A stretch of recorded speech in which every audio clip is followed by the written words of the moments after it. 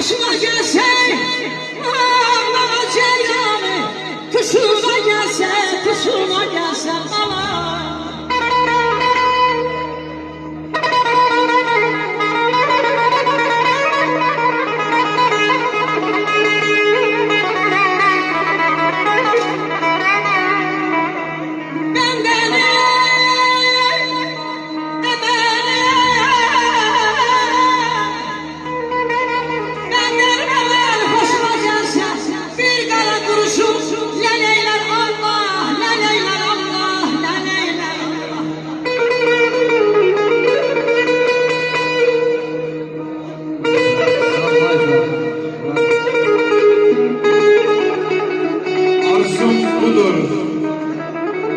Yerin göğün sahibi kıyameti elimizden almasın. İnsanlara kardeş olak, dost olak, sadakati elimizden almasın.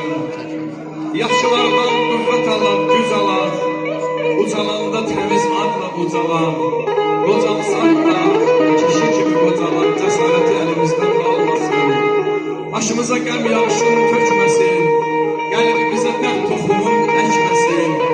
Deyirəm ay dostlar, vallah, billah, çörək ilə imtihana çəkməsin, bərəkəti əlimizdən almasın.